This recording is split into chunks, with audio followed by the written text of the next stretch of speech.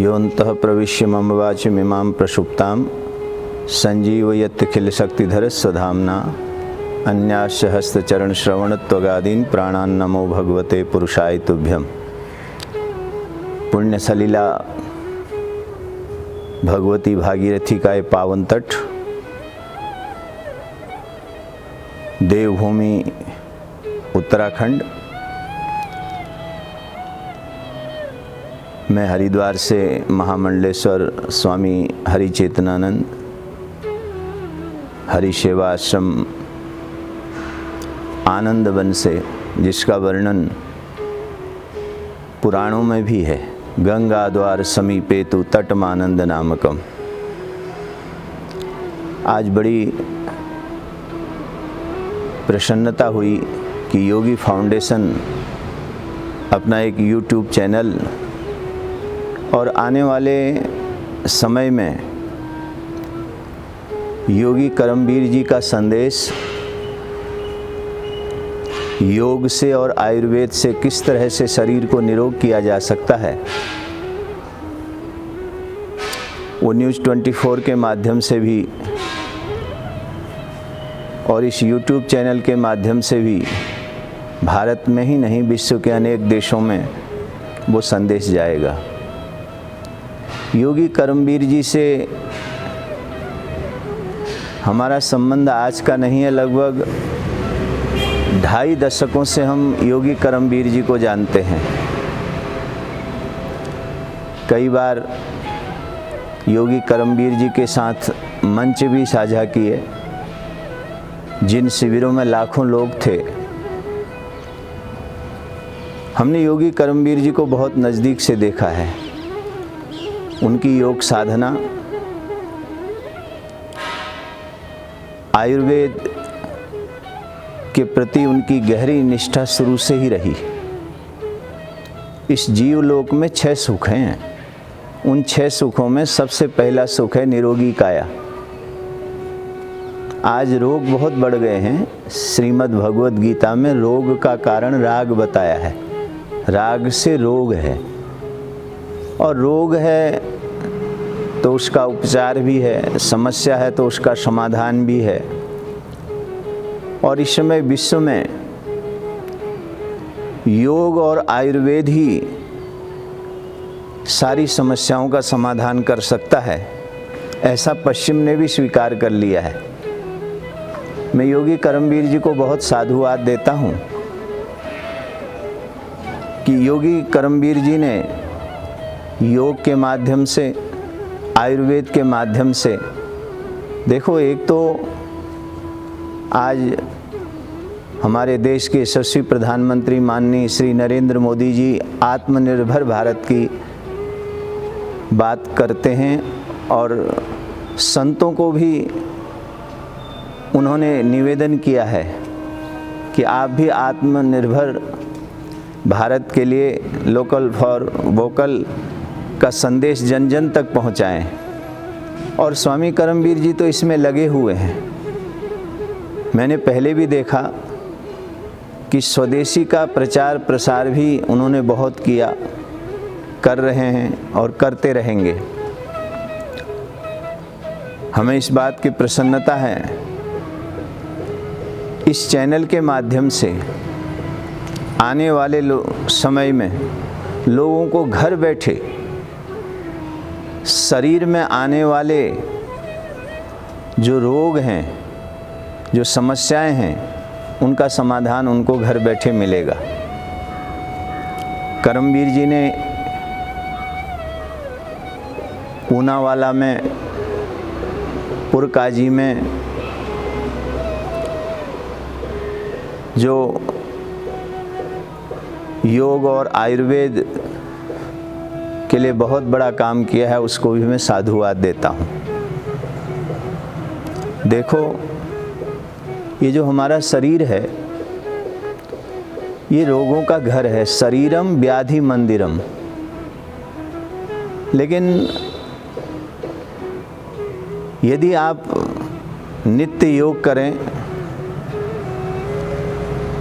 और जो हमारे ऋषियों ने, मुनियों ने हिमालय में रह कर के कठोर तप करके जिन जड़ी बूटियों को खोज करके, और शरीर में 5 तत्व हैं और उन तत्वों के आधार पर किसी तत्व की कमी हो तो उसका उसी तत्व से समाधान हो सकता है। वैसे इसका जो नाम है वो च्यवनप्राश है, महर्षि च्यवन ऋषि। महर्षि च्यवन ऋषि जो थे ना, मैं कई बार कई सभाओं में ये कहा करता हूँ, ये महर्षि च्यवन की ही देन है। महर्षि च्यवन अंधे भी थे, महर्षि च्यवन के शरीर में वार्धक्य भी था, और महर्षि च्यवन कभी कभी क्रोधित भी हो जाते थे। लेकिन राजा सरियाती की जो कन्या है उसका नाम ही सुकन्या है। सुकन्या ने देवताओं के जो वैद्य हैं वो अश्विनी कुमार हैं, अश्विनी कुमारों को बुलाया, और अश्विनी कुमार ये जड़ी बूटियों से अर्क तैयार करते थे। अश्विनी कुमारों ने सुकन्या को कहा कि सुकन्या देखो, हम आपके पति के वार्धक्य को भी दूर कर सकते हैं। आयुर्वेद में ऐसी ऐसी जड़ी बूटियां हैं कि बूढ़ा भी जवान हो जाता है, बैठा हुआ खड़ा हो जाता है, दौड़ने लगता है।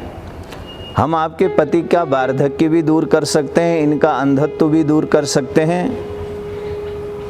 हम एक अर्क तैयार करेंगे और हम आपके पति को च्यवन को ले करके जिस सरोवर में हम अर्क डालेंगे उसमें प्रवेश कर जाएंगे, और जब हम बाहर आएंगे तो आपको अपने पति को पहचानना होगा। उन्होंने अर्क तैयार किया, उसको सरोवर में डाला, और महर्षि च्यवन को लेकर के जैसे ही वो सरोवर में गए और जब बाहर आए तो अब पहचानना बड़ा मुश्किल था। लेकिन राजा सरियाती की जो बेटी थी सुकन्या, क्योंकि देवताओं की पलक नहीं गिरती है, जिसकी पलक ना गिरे वो देव है, और जिसकी पलक गिरे आँख की वो मनुष्य है।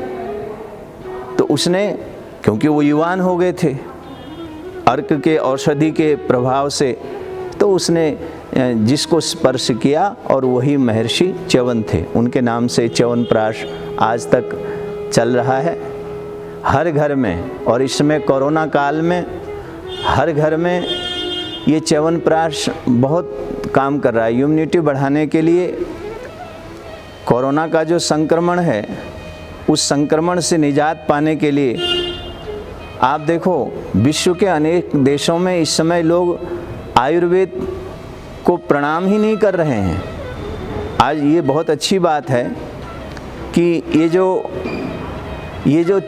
जो चैनल प्रारंभ हो रहा है, इस चैनल का नाम भी प्रणाम भारत है, और ये चैनल स्वदेशी के संदेश को, आत्मनिर्भर भारत के संदेश को, आयुर्वेद के संदेश को, और हमारे ऋषियों ने मुनियों ने जो खोज की उस खोज को मूर्त रूप दे करके घर घर तक पहुंचाएगा। इसलिए मैं प्रणाम भारत के लिए भी बहुत मंगल कामनाएं करता हूं। गोमुख से जब गंगा की धारा निकलती है तो बहुत छोटी होती है। जो भी चैनल आध्यात्मिक जितने चैनल हैं, क्योंकि मैं उनका साक्षी रहा हूं और उनके प्रारंभ का उद्बोधन मैंने दिया है, भले ही बाद में फिर वो चैनल बहुत ज़्यादा व्यस्त हो जाते हैं, और मेरे को ऐसा लगता है आने वाले दिनों में ये जो प्रणाम भारत चैनल है, आप देखना ये भी आध्यात्मिक चैनलों की श्रृंखला में एक उच्च स्थान प्राप्त करेगा। ऐसी मेरी शुभकामनाएं हैं, मंगल कामनाएं हैं, और मैं योगी करमवीर जी को पुनः साधुवाद देता हूँ। मैंने कई बार कहा, मैंने कहा अपनी बात कहने के लिए आज के समय में ये प्रिंट मीडिया और इलेक्ट्रॉनिक मीडिया भी बहुत ज़रूरी है। हमारा संदेश समुद्र पार जाए, आज तरंगों के माध्यम से सब कुछ हो रहा है।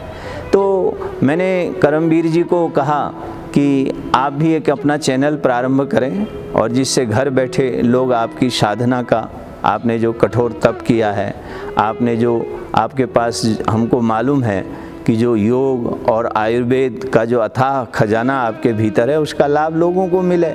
एक योगी हिमालय में तप करे, हिमालय में साधना करे तो उसका लाभ उसको स्वयं मिलता है। अगर वो वहाँ से निकल करके आता है, समाज के बीच में आता है, कई लोग कहते हैं साहब उसकी साधना में कोई फ़र्क तो नहीं पड़ेगा। हमने कहा बिल्कुल नहीं, शास्त्र प्रमाण है। शास्त्र ने कहा अगर वो हिमालय से निकल करके लोक कल्याण के लिए अगर समाज में आता है तो उसकी साधना में अभिवृद्धि होती है और उसकी साधना अनेक लोग उसका लाभ लेते हैं। तो मैं पुनः साधुवाद देते हुए योगी करमवीर जी को कि आपने प्रणाम भारत अभी ये YouTube चैनल है, आने वाले समय में यही आध्यात्मिक चैनलों में एक अपना स्थान प्राप्त करेगा। और पुनः एक बार जो देश के प्रधानमंत्री ने संतों से निवेदन किया, संतों से कहा कि आप आत्मनिर्भर भारत के लिए वोकल फॉर लोकल का जो संदेश है उस संदेश को दें और जहाँ जाएं संत महात्मा, क्योंकि हजारों लाखों लोग संतों से जुड़े होते हैं और मोदी जी इसको बहुत बारीकी से जानते हैं कि अब साधु, और ये काम तो योगी करमवीर जी बहुत पहले से 2.5 दशक से लगभग कर रहे हैं स्वदेशी का, क्योंकि हमने तो उसमें मंच साझा किए हैं योग की, आयुर्वेद की। आत्मनिर्भर भारत कैसे बने उसका संदेश ही नहीं, उसको मूर्त रूप में भी आपने दिया है। आपको बहुत बहुत साधुवाद। और आप इसी तरह योग और आयुर्वेद की, क्योंकि आज योग और आयुर्वेद को पूरा विश्व स्वीकार कर रहा है और इसका जो नव कलेवर है, पहले जड़ी बूटियों को इमाम जिस्ते में कूटा जाता था, फिर उसको छाना जाता था, लेकिन आज वही नव कलेवर के रूप में और टैबलेट के रूप में एक डिब्बी में, बहुत सुंदर सी डिब्बी होती है और उसके अंदर गोली छोटी होती है लेकिन काम बड़ा करती है। दुनिया में 2 ही चीज़ें हैं, या तो गोली है या बोली है। बोली और गोली सही समय पर मिल जाए तो वो लाभ देती है। तो पुनः बहुत बहुत साधुवाद। सर्वे भवन्तु सुखिनः, सर्वे सन्तु निरामया, सर्वे भद्राणि पश्यन्तु, मा कश्चित् दुःखभाग् भवेत्। ओम शांति शांति शांति।